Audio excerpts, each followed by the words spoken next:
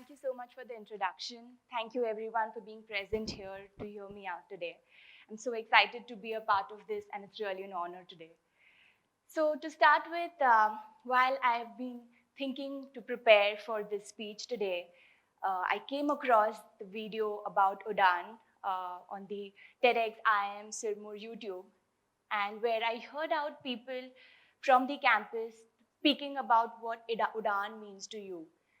Uh, I instantly connected with each one of you. That's where I got the inspiration of what I want to speak today, of how I have connected throughout my life, throughout my journey, with the meaning of Udan and what Udan means to me. So thank you for making me realize what I want to speak today. To start with, I have been a very average kid in school, and I passed out with average grades in my 10th standard. But to everyone's surprise, I topped my college in 12th. That's when my parents were extremely proud and they recognized my potential. They motivated me to pursue CA, and that's what I did. I scored exceptional scores in my CA, and I went on to get a job in a Big Four. I loved what I did, and I was extremely proud about it. If you would have asked me that point in time what I want to see myself as 10 years down the line, I would have said I want to be a partner in a Big Four. So that is what it was.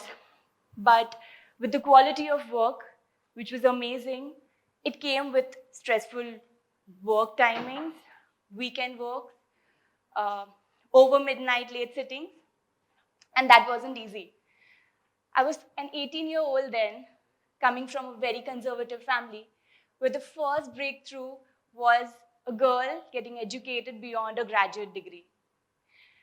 So there was this one time when my dad, he furiously came to my office, knocking on the door at midnight to take me home. My boss was scared, and so was I. I packed my bags and left for home. It was then that he asked me to quit my job a couple of times. It would have been easy for me to do that. Life would have been simple.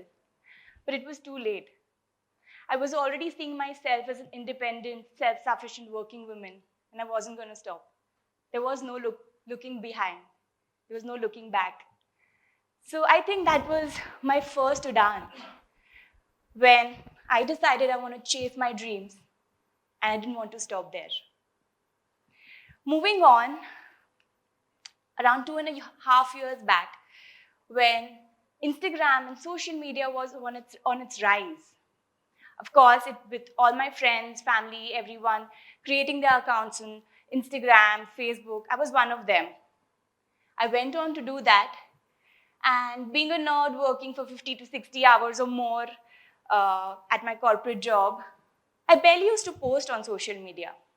It was mainly when I used to dress up for my weekend parties or date nights or movie nights. That's when I just casually clicked pictures and posted it on my social media. It was that time that I was always very focused into fitness and living a healthy life. It was then I realized that with my hectic working hours, that 1 hour of workout every day was my hideout. It was my place of peace. So after some point, I started sharing more about my fitness journey on Instagram.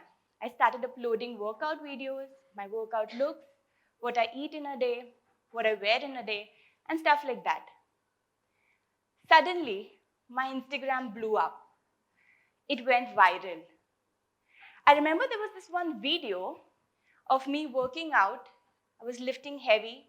It was a deadlift of over 200 lbs. And that video did rounds all over. It got over lakhs of views, and it was viral all over. I had barely a few followers then, and my Instagram started growing. There was also this another very casual post of me dressed up for a weekend, and that picture did rounds for 6 months. I got over 1 million views. That week, I got over 8 million impressions on my Instagram. My account grew from 500 followers of just friends and family to over 1 lakh followers in just 6 months.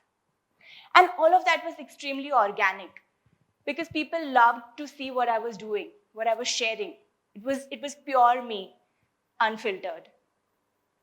So all this while my Instagram was growing, I also had, of course, my job, which was going on side by side.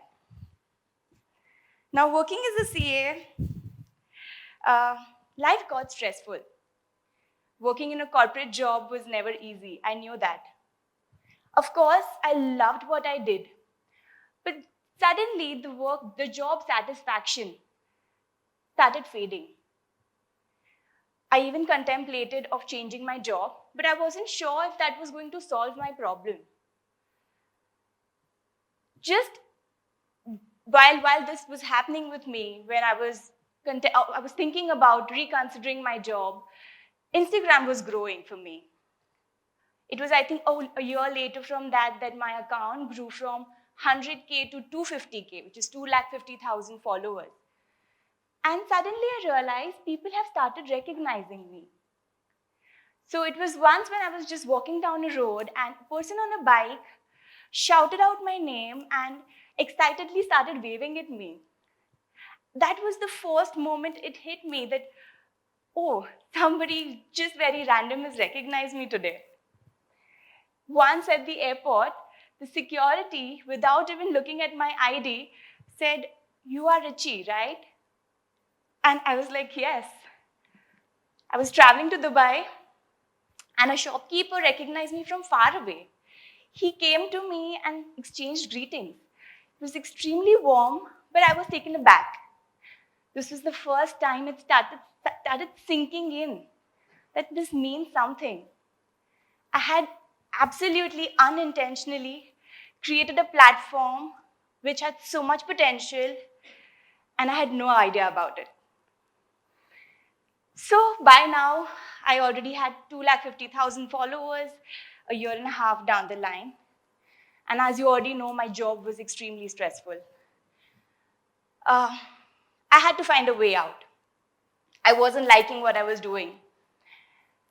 I had already spent 8 years of work, and if I was not loving what I was doing all this while, I did not want to do it. I wanted to quit, so I resigned. I had no plans for the future, nothing at all. And I always wanted to be independent, self-sufficient. So with no idea of what to do ahead, I just left it to my instinct, and I moved ahead and took that leap of faith. Of course, I had my Instagram account, but until now it was unexplored. I did not know what the potential was. So now that I had time to explore this side of the world, I started taking it seriously. I started venturing out into different areas. I covered fashion, I covered beauty, travel, lifestyle. I created a lot of content around it. And surprisingly, brands started recognizing it. They started approaching me to create content for them. Firstly, I started working with smaller brands with a few assignments, and then I grew to working with top brands in the industry. And all this has taken time. It's a journey. Surprisingly, I was loving what I was doing. It was exciting, interesting, and I was looking forward to it every day. So that's how I started my Instagram account, and I got into it professionally. Things fell in place for me, professionally as well as financially. I know everything sounds rosy, the entire transition, but it can't be so, right? So to think about, firstly, people never understood my profession. They said, "What does it mean? What is an influencer? What do you do?" People thought I was into modeling, or they said, "This is time pass.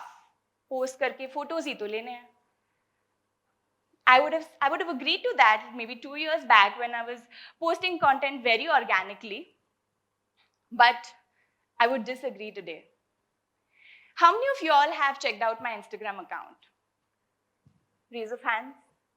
Okay, I can see quite a lot of people out there.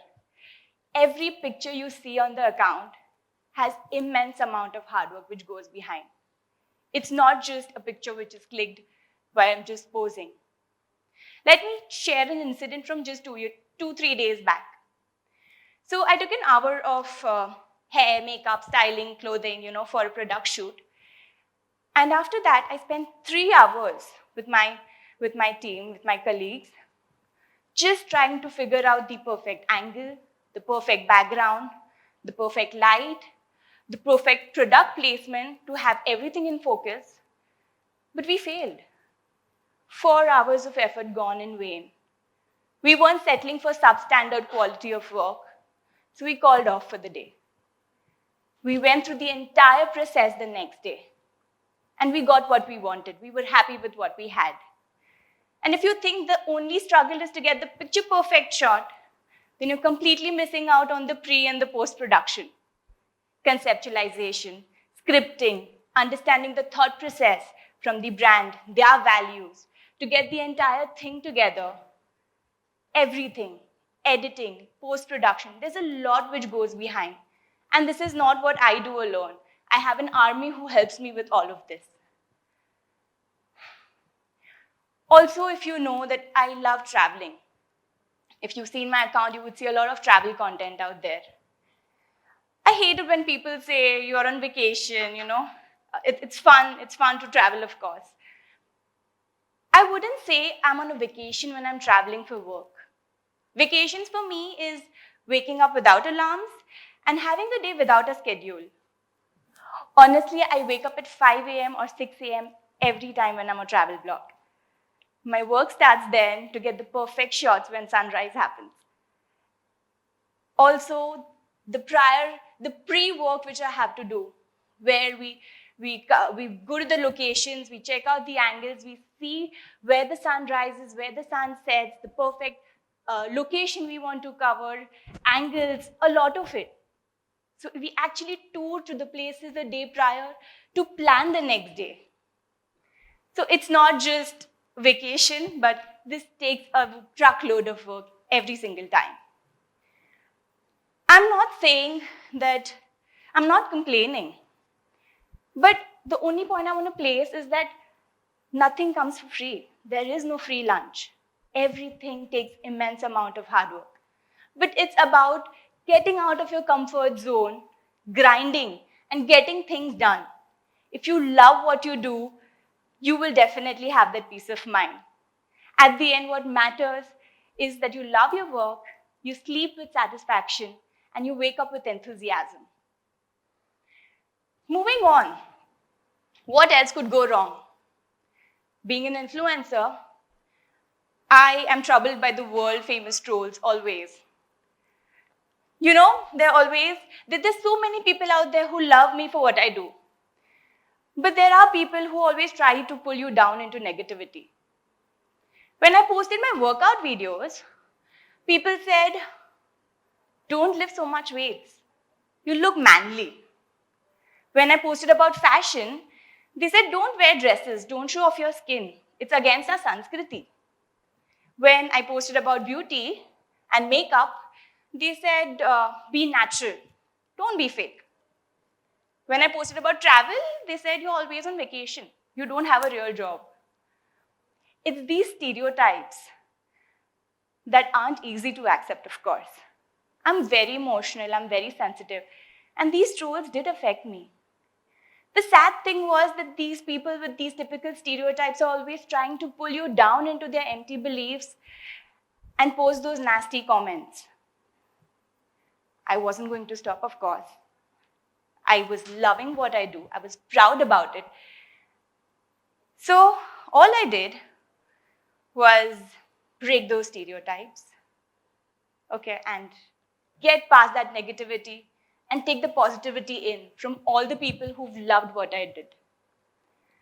So that's about how I have grown as a person and accepted things the way they are and taken that step to fly higher or take that leap of faith time and again. Of course, there are struggles, there are challenges in your life, and you can't do it alone. I've had that person rock solid standing with me throughout as a pillar, throughout my life, throughout my struggle. He doesn't like to be named. He doesn't like to be spoken about. He doesn't like to be in front of the camera. But is that one person who shares every struggle, every success with me equally. He's my business partner, my best friend, my travel buddy, my partner in crime, my love of my life, everything.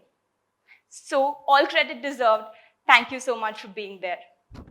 Throughout, wherever I've said, spoken about things I have done, I think it's what we have done. Today, if you ask me, and I think I got this question a lot last evening at dinner, that what would you choose what would you recommend if I had to choose from a corporate life or being an entrepreneur or doing something for yourself? I would say choose for yourself. Search for what you love, what you want to do. You will have your very own unique, fantastic, dramatic journey, which will be only yours, whose rules you will decide. I'm not here to motivate you to do the kind of things I have done. But if I could inspire any one of you to take that leap of faith or get out of your comfort zone or break that stereotype and fly higher, I think it would be worth that I'm standing here today.